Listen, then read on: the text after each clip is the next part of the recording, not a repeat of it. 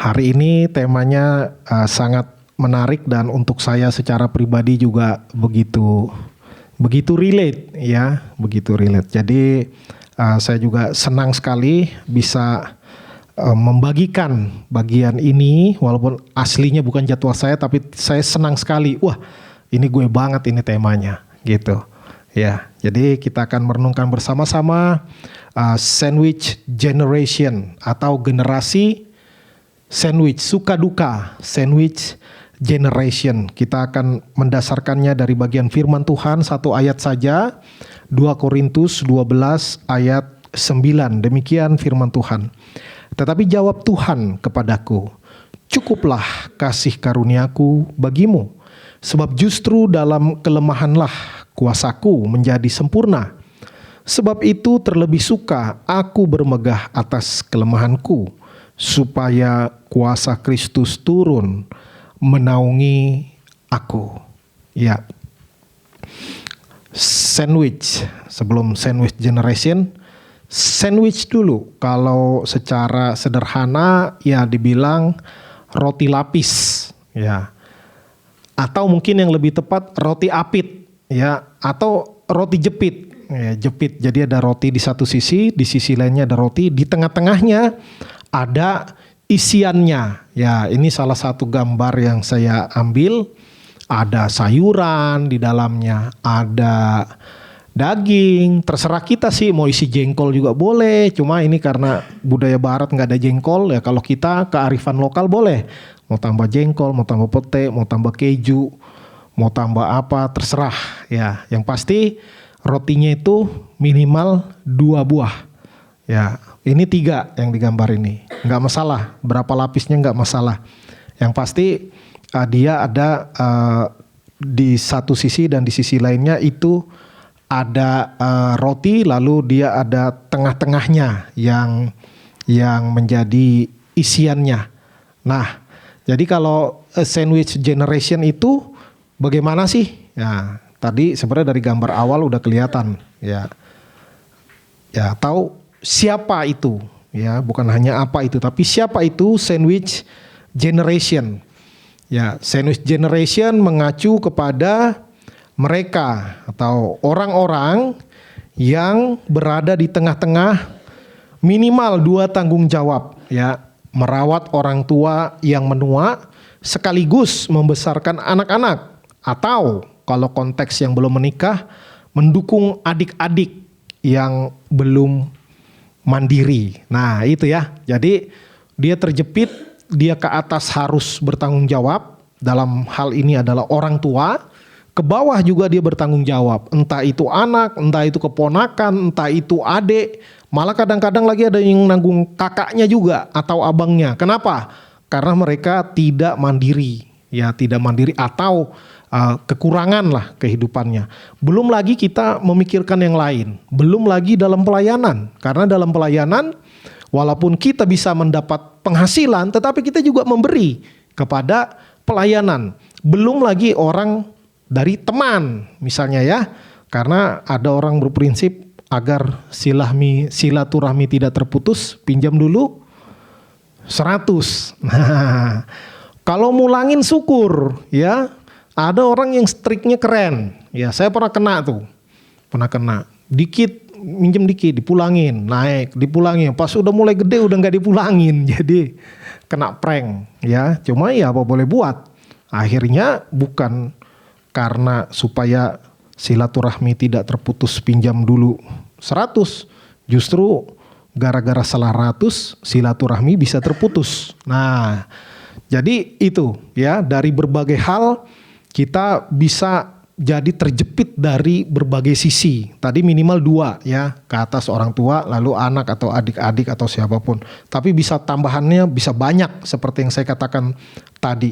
Nah, banyak dari kita yang berusia bekerja lah. Kalau yang S1 ya mungkin mulai 23 atau 25 gitu ya. Tapi ada juga yang lulusan SMA. Ya, katakanlah mungkin usia 20 atau bahkan kita turunin lagi 17 ya, udah punya KTP 17 tahun ke atas. Nah, biasanya ya sampai umur 40 atau sampai umur 50 atau sampai umur 60, karena biasanya kalau udah di atas itu orang tuanya udah nggak punya orang tua lagi, ya. Katakanlah 17 sampai 50 tahun. Nah, ini berada di dalam posisi yang terjepit, ya, bukan hanya terapit tapi terjepit. Ya, di satu sisi dia harus bekerja keras, mengejar karir, menambah penghasilan, ya kan? Tetapi juga menopang keluarga inti dan juga menjadi tumpuan keluarga besar. Belum lagi tadi suka diutangin sama temen, diutangin sama saudara, ya. Nah, itu yang menjadi pergumulan. Pertanyaannya bagaimana kita bisa bertahan bahkan bertumbuh di dalam kasih, iman dan pengharapan di tengah-tengah tekanan kehidupan. Tahun lalu anak saya nonton sama teman-temannya gitu. Jadi pas pulang saya tanya, gimana tadi filmnya? Bagus nggak? Bagus katanya. Dia aja juga sampai terharu. Nah, mungkin ada yang tahu ini ya. Bagi yang suka nonton pasti tahu. Kalau nggak tahu, tolong ditonton. Bagus sekali film ini. Anak saya nonton ke sinema, tetapi kami pernah nonton di saluran langganan movie berbayar, ya. Saya nggak sebut namanya karena tidak di endorse, ya. Memang bagus, ya. Saya nggak ingat detailnya karena nontonnya di rumah kurang fokus, kadang ke toilet, kadang kemana kesini. Tapi beberapa adegan itu ingat, ya. Apalagi pemeran utamanya, karena pemeran utamanya ini namanya Yunita Siregar. Kalau secara marga ini pariban saya nih, wah, pariban saya, ya. Si namanya siapa kalau nggak salah Kaluna, ya. Jadi bagaimana generasi muda terjepit. Di satu sisi dia harus membantu, bahkan akhirnya dia ikut menanggung cicilan rumah. Ya, ini di perkotaan. Cicilan rumah, dia lagi kerja atau ditelepon. Token listrik habis. Ya, jadi sangat relate gitu kan. Jadi bunyi tet tet tet tet tet itu kan bukan maknanya ganda minimal, ya. Di satu sisi tolong isi karena akan segera habis. Di sisi lain karena suaranya kenceng, ini ngasih tahu tetangga, "Woi tetangga, ini yang punya rumah belum ngisi token ini." Ya. Nah, itu kan jadi terpaksa dia harus transfer untuk token listrik. Lalu satu adegan lainnya mau nutup pintu udah nggak bisa karena pintunya udah mulai rusak, nggak bisa tertutup. Lalu ada barang elektronik yang udah mulai nggak berfungsi dengan baik. Tak kipas yang bunyi ngik ngik ngik ngik ngik ngik ngik ngik ngik. Ya karena faktor usia.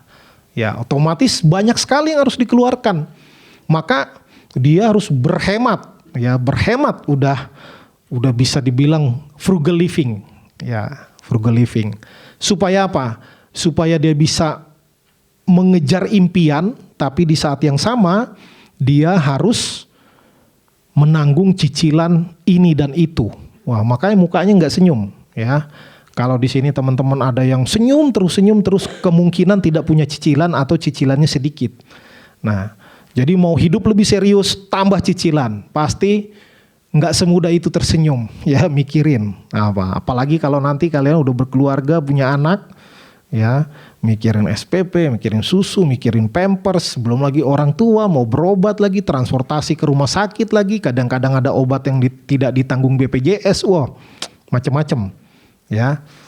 Film ini mengajarkan banyak hal, ya. Ini salah satu bagi saya ya yang pengalaman saya. Kami nontonnya baru berapa bulan lalu setelah masuk di TV berbayar itu, film Home Sweet Loan.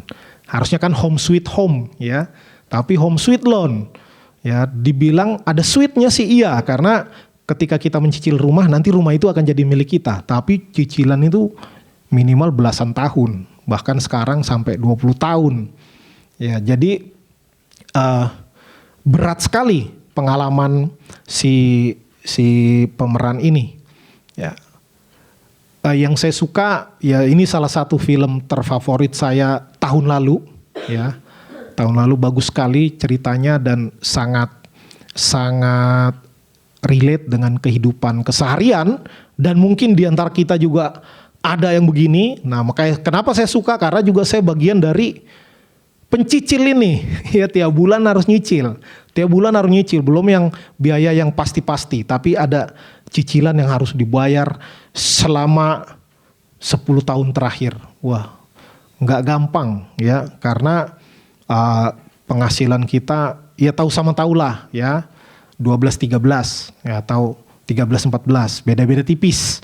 Bagaimana mengatur yang tidak seberapa itu supaya manfaatnya itu optimal. Kalau bisa itu cukup untuk ini, cukup untuk cukup untuk membantu orang, cukup untuk investasi. Waduh, harus cukup untuk semua. Tapi faktanya tidak cukup untuk semua. Nah, itulah yang menjadi pergumulan kehidupan. Langsung kepada realita kehidupan. Suka dan duka sandwich generation. Saya akan mulai dari dukanya dulu ya. Tekanan finansial. Ya, pressure, gaji harus dibagi untuk orang tua, untuk anak, untuk biaya hidup kita sendiri, bahkan kadang untuk keperluan saudara lagi, ya saudara lagi sulit, nanti dibilang kalau nggak sama keluarga, sama siapa lagi saya minta tolong, ya belum lagi kadang saudara, kadang untuk kehidupan, kadang untuk yang lain juga, ya kadang dia bisnis lalu ketipu, dia rugi, nah pas bisnis kalau untung dia diem-diem, begitu rugi lapor sama kita, ya. Pinjam dulu, tanda persaudaraan, ya gitu ya. Padahal kita nggak pernah minjam sama dia, misalnya. Tapi ya itu terjadi. Belum lagi kita kepingin juga, ya pembahasan minggu lalu bagus sekali ya tentang frugal living. Kita kepingin dekat dengan orang-orang tertentu, karena dia komunitas itu misalnya anak motor 500 cc, wah kita mikir supaya saya masuk di kelompok elit itu saya harus punya motor 500 cc. Cicilannya mulai 15 juta sebulan misalnya. Gimana caranya? Wah akhirnya menderita, akhirnya tidak mampu. Akhirnya banyak orang yang jadi rusak. Karena apa? Karena dia harus korupsi atau dia harus kerja terlalu berat sehingga dia sakit. Akhirnya impiannya tidak tercapai, malah kesehatannya yang hilang, ya bahkan tidak sedikit yang akhirnya meregang nyawa. Ya, belum lagi untuk keperluan, ya misalnya kayak konteks kami, anak sekolah, dalam pergumulan, saya sendiri produk sekolah negeri, ya. Tapi saya tahu tentu banyak juga yang dari sekolah negeri bagus-bagus, ya.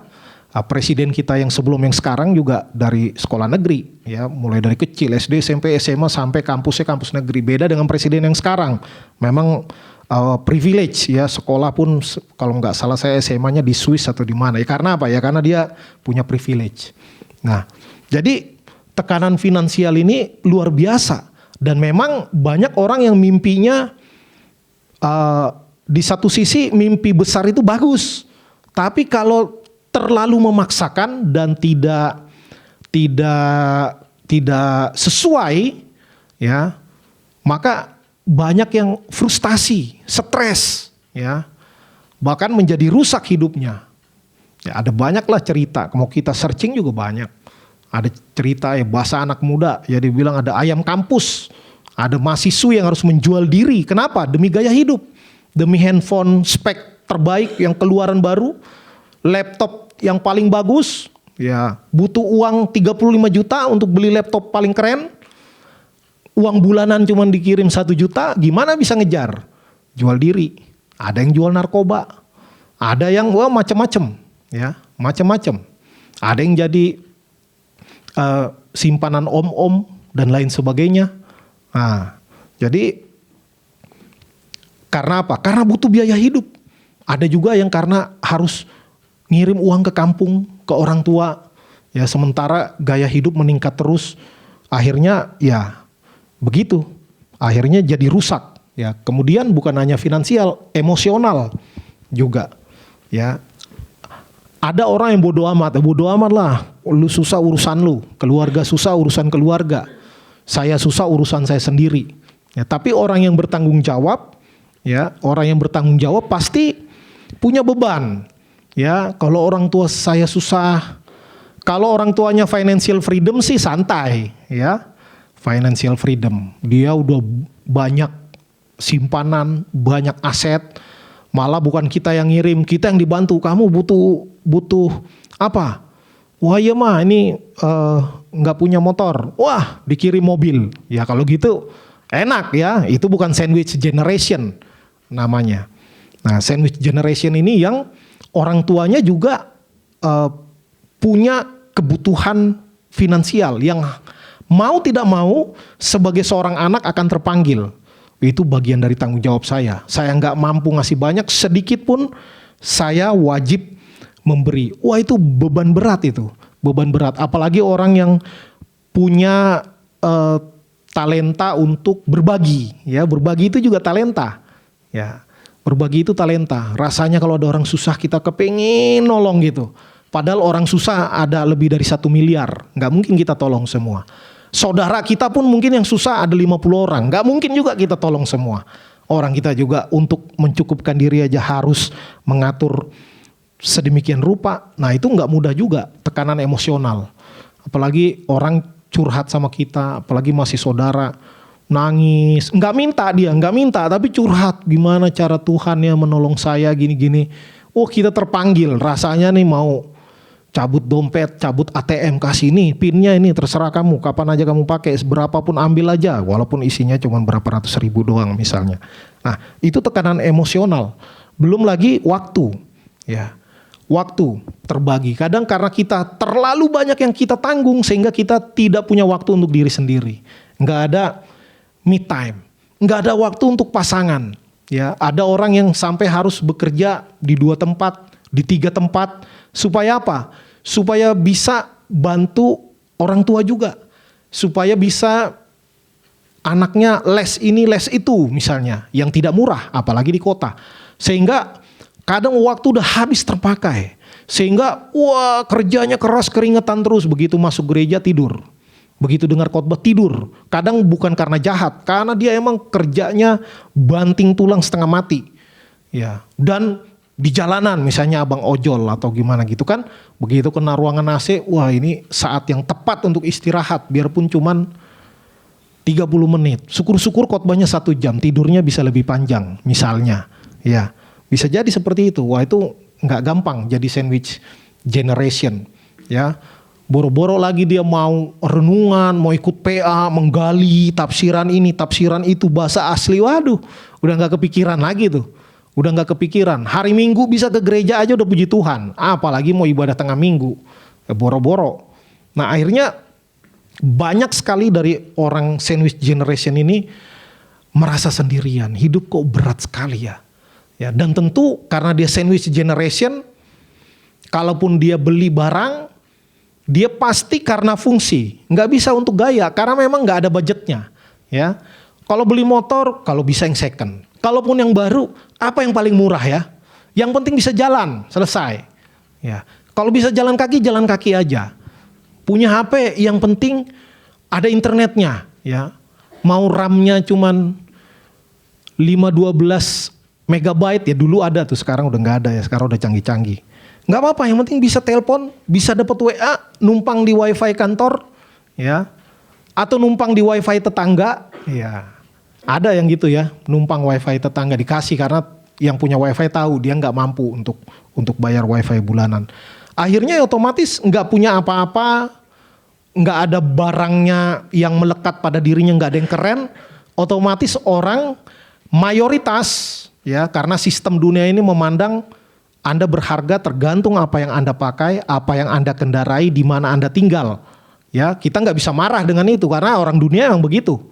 Ya, saya sendiri mengalami pernah pelayanan di Kalimantan ke satu gereja, tetap orang ngelihat dulu, naik motor, ya naik motor beda perlakuannya. Kalau kita naik mobil, apalagi mobil Alphard gitu kan, waduh, mungkin kalau kita nonton nenteng tap aja ini, wih Pak berat itu Pak, sini saya bawain, ya. Luar biasa, duduk dikasih paling depan. Sini. Ini orang terhormat nih, mungkin nanti calon donatur gereja atau bagaimana. Ya, kalau biasa-biasa apalagi jalan kaki. Wah. Ya. Kalau minta nomor HP pendeta, wah, bisa-bisa enggak dikasih. Jangan-jangan nanti minta sumbangan lagi. Waduh. Tapi kalau orang yang mentereng barang yang branded, kendaraannya bagus, ya, pakaiannya bagus, jam tangannya mahal, kacamatanya branded semua. Waduh, otomatis kok. Perlakuan orang akan respect karena sistem dunia memang gitu. Akhirnya kita yang sandwich generation ini merasa, ya mau gimana lagi, ya orang nggak menghargai saya, gitu kan. Nah kalau kita bisa nerima nggak apa-apa, susahnya kalau kita nggak bisa terima. Nah itu dukanya, tapi ada sukanya, ya. Ada sukanya.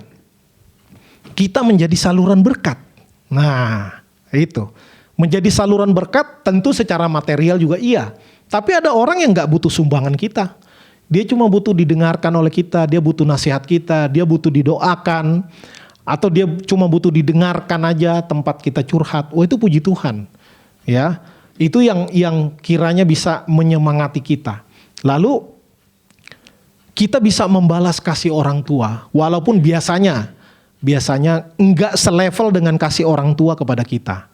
Ya, nggak selevel. Makanya ada peribahasa bilang kasih ibu sepanjang jalan, kasih anak sepanjang penggalan atau sepanjang galah, ya cuma berapa meter doang. Biasanya begitu. Nanti kita akan tahu rasanya kasih sayang orang tua betapa besar ketika kita punya anak. Ternyata susah yang ngurus anak, ternyata capek, setengah mati. Ya, dulu kita komplain, kok temen saya dibelikan motor waktu SMA, saya kok enggak. Ya, temen saya kok les ini, les itu, les ono, kita boro-boro les. Ya, uang jajan aja nggak dikasih, disuruh bawa air dari rumah. Kalau lapar minum yang banyak biar kenyang, cepat-cepat pulang, banyak nasi di rumah, lauk belum tentu ada. Ya, saya pun mengalami hidup yang begitu. Ya, tapi saya bersyukur dulu. Lingkungan saya bukan lingkungan elit, ya, bukan lingkungan elit. Walaupun di SMA ada temen bawa mobil, bawa motor, tapi saya masih bisa menjalani karena juga tertolong. Nggak banyak temen yang gitu, dan temen yang gitu pun nggak sombong, ya, malah sering menjajani saya sebagai temannya. Waduh, jadi ya tetap walaupun nggak banyak privilege, tapi tetap menikmati, ya. Tapi kalau kita yang jadi saluran berkat, wah itu luar biasa, ya. Nah kalau kepada orang tua, itu adalah kesempatan istimewa, ya, karena soal menanggung kehidupan orang tua itu mulia sekali. Kita tahu sama tahu lah. Tapi kita akan diuji ketika kita ada di dalam tahap itu, ya. Kalau orang tua kita PNS, misalnya udah pensiun, wah ada uangnya. Atau dia punya usaha, dia punya sawit luas, dia punya angkot 15 biji, wah itu aman, ya. Tapi kalau orang tua kita udah tua, nggak punya pensiunan, nggak punya aset, sakit-sakitan, waduh, itu berat, ya, berat. Makanya di dalam situasi yang sama tergantung bagaimana perspektif, ya, tergantung bagaimana perspektif. Apakah kita melihat sebagai itu beban yang memberatkan dan bahkan menyebalkan kadang-kadang. Di sisi lain kita bisa memandang hal yang sama itu sebagai satu kesempatan atau peluang istimewa yang enggak semua orang dapat. Ya, enggak semua orang dapat. Nah, kalau gitu ya berat sih tetap berat tetap berat, tetapi kita udah punya tambahan setengah kekuatan. Ya kalau baterai itu langsung syup 50%. Udah ada modal tuh. Tinggal nambahin 50% lagi supaya kita bisa gaspol. Kalau kita punya pandangan seperti ini, ya. Kemudian kita punya kesempatan meneladani kasih Kristus yang rela berkorban. Gak usah kita mikir, wah nanti saya mau disalibkan, saya mau mati martir, ya udah kejauhan itu mah. Kalaupun bisa ya peluangnya sedikit. Ya, peluangnya sedikit. Kecuali kita pergi ke Korea Utara, ya kita bilang ke Kim Jong Un, bertobat kamu. Wah, itu mungkin kita calon martir. Syukur kalau martir, mungkin di penjara seumur hidup doang. Ya. Kita bisa meneladani kasih Kristus dalam bentuk yang relate dengan kehidupan kita. Yaitu apa? Merawat orang tua, membesarkan anak dengan sebaik-baiknya, ya, taruh mereka pendidikan yang terbaik. Terbaik tidak berarti yang paling mahal, tapi yang paling tepat sesuai dengan kemampuan kita, ya, yang paling tepat sesuai dengan kemampuan kita. Ya, itu penting sekali. Nah, kuncinya apa? Ya, back to the Bible, kasih karunia yang cukup. Paulus itu mengalami tekanan yang luar biasa. Ini rasul kalau secara sepak terjang kelihatan paling spektakuler.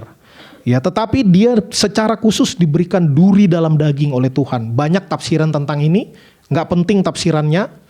Ya, yang penting adalah duri dalam daging. Ya, itu menyakitkan. Itu menyakitkan. Dan seringkali cara Tuhan begitu. Ya, ketika kita percaya kepada Tuhan, seringkali bebannya tidak diangkat oleh Tuhan. Tapi kita dihiburkan Tuhan, kita ditambahkan kekuatan sedikit sesuai dengan level beban yang kita dapatkan di dalam kehidupan. Sehingga kita tahu memang karena Tuhan, ya. Itu kata Rasul Paulus. Aku senang dalam kelemahanku. Karena disitulah kuasa Tuhan menjadi sempurna. Jadi kalau aku lemah maka aku kuat. Bukan aku kuat tapi Tuhan yang tambahkan kekuatan. Seringkali orang merasa hebat ya karena dia dengan usahanya sendiri dia berhasil. Ya. Kemudian yang kedua, jawaban Tuhan untuk sandwich generation juga sama. Cukuplah kasih karuniaku bagimu. Ya. Kayak tadi film tadi itu, Home Sweet Loan. Enggak tiba-tiba langsung mudah, panjang kehidupannya. Kadang-kadang ada saat-saat tertentu ada anugerah Tuhan besar sekali, ya. Entah gimana, entah tahu-tahu mungkin ada orang yang bantuin cicilannya atau bagaimana, ya macam-macam. Cara Tuhan berbeda kepada setiap orang. Seringkali bukan beban kita langsung hilang, tapi Tuhan memberikan apa yang kita butuhkan hari demi hari, ya. Enggak langsung kasih ini, saya kasih kamu tabungan untuk 20 tahun ke depan. Enggak, ya. Kalau gitu bisa hilang iman kita. Tapi hari demi hari. Tuhan tahu kita lelah, tetapi Tuhan juga memberikan kekuatan ilahi yang tidak datang dari usaha manusia. Nah, step by step Tuhan kasih. Dan dalam kelemahan kita, kuasa Kristus bisa dinyatakan. Seringkali Tuhan bikin orang mentok, ya. Banyak orang karena terlalu pintar, terlalu kritis, dia nggak percaya Tuhan, ya. Dan banyak kali dia percaya ketika dia mentok, ya. Stres, bangkrut, sakit yang terminal illness yang nggak bisa sembuh, bakalan mati. Nah, akhirnya orang bilang, ih, ada kuasa yang lebih kuat daripada kuasa saya. Nah, kalau orang udah mau meninggal, wah punya harta 100 triliun juga nggak ada gunanya, ya, nggak ada gunanya. Nah, maka kita harus selalu kembali kepada Tuhan. Ya, kalau kita berada di dalam kondisi sulit, kita menjadi tumpuan keluarga, baik orang tua, kakak-kakak, abang-abang, adik-adik, keponakan, atau mungkin bagi yang sudah menikah anak-anak. Nah, ketika perasaan itu datang, kembalilah ke Alkitab. Ya, saya sendiri menjalani kehidupan yang seperti itu. Ya, nanti di terakhir. Aplikasinya yaitu yang pertama, bangunlah kesadaran bahwa Anda tidak sendiri. Satu, ada Tuhan. Kedua, banyak orang yang mengalami seperti kita. Dan orang tua kita juga kemungkinan besar mengalami seperti itu. Jadi kita tahu, saya nggak sendiri kok. Saya bukan manusia paling apes sedunia. Enggak. Ya, ada banyak orang yang sama dengan kita. Nah, ini penting tadi, back to the Bible. Relasi kita dengan Tuhan. Ya, kita stres bisa. Kita putus asa bisa saja. Tetapi ketika kita kembali kepada Tuhan, kita akan dikuatkan. Kemudian berhenti menuntut kesempurnaan diri sendiri. Ada banyak orang kalau memplanning sesuatu, kalau nggak sesuai sama pikirannya, wah lu langsung stres dia. Langsung frustasi. Ya. Nah, jangan tuntut kesempurnaan karena hidup itu tidak pernah sempurna. Ya mungkin sempurna dalam satu titik, tetapi nanti begitu kita lanjut lagi udah nggak sempurna lagi. Maka jangan mengejar kesempurnaan. Latihlah diri mengucap syukur di tengah kesibukan kita, di tengah beratnya beban yang kita tanggung. Ya, kalau kita bersyukur saja, tadi saya katakan juga itu udah setengah jalan. Bersyukur saja kita udah langsung positif. Tapi begitu kita mengeluh langsung negatif itu. Langsung negatif secara psikologi, secara rohani, secara mental, ya begitu. Nah maka jangan biasakan kita jadi orang yang mengeluh. Ya kalau orang bilang air di gelas isinya setengah kan, kalau yang harus kita bilang itu setengah terisi, jangan bilang setengah kosong. Ya kalau setengah kosong bikin lemes. Nah ini bukan soal positive thinking ya, tetapi kita latih mengucap syukur. Firman Tuhan juga katakan gitu, mengucap syukurlah senantiasa. Dan ini yang penting, dan ini yang seringkali tidak ada pada generasi muda. Ya,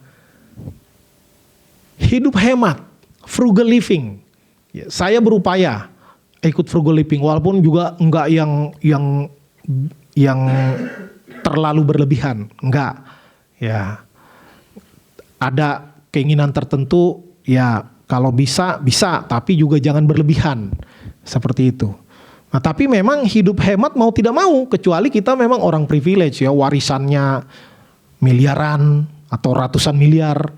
Ya tapi kalau kita yang hidup kita juga nggak dibantu orang tua lagi, ya bahkan kita harus membantu orang tua, kita harus mikirkan keluarga kita, saudara kita, anak kita, keponakan kita, mau nggak mau harus hidup hemat.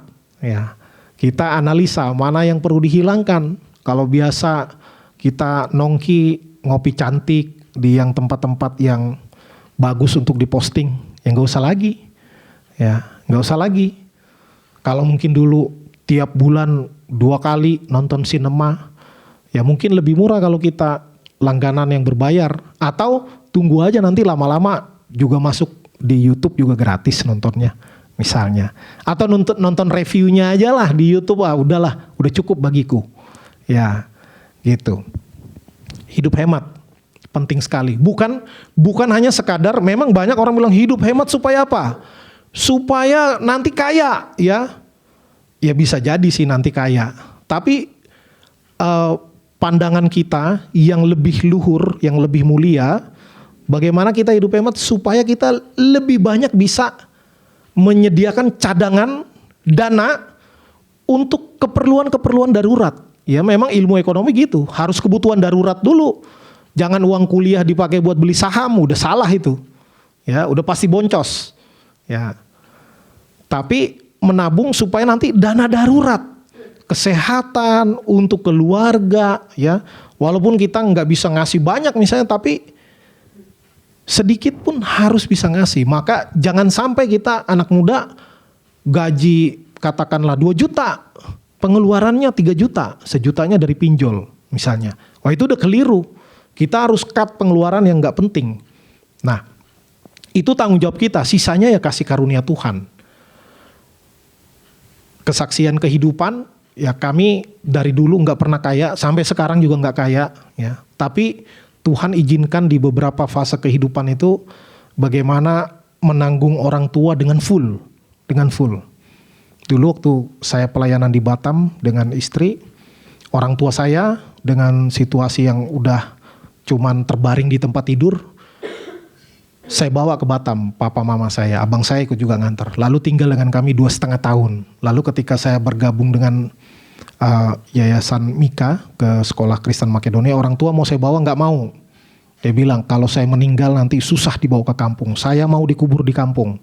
Ya, lalu 2,5 tahun dengan kami, saya antar orang tua ke Nias, lalu kami ke Ngabang. Bener, tahun depannya bapak saya meninggal, 9 bulan kemudian meninggal. Mikir lagi, gimana dia minta dikubur di kampung? Ya, emangnya dikubur harus di kampung? Enggak, di mana aja juga bisa, ya kan? Tapi kita ingat pesan orang tua, ya, duit banyak enggak? Ya enggak, ya. Investasi banyak enggak? Tanah, saham, apa segala macam ya enggak ada juga. Ya, tapi Tuhan cukupkan. Tuhan gak ngasih berlebihan. Tuhan cukupkan. Sambil pusing, tapi orang tua pesan, saya harus berangkat.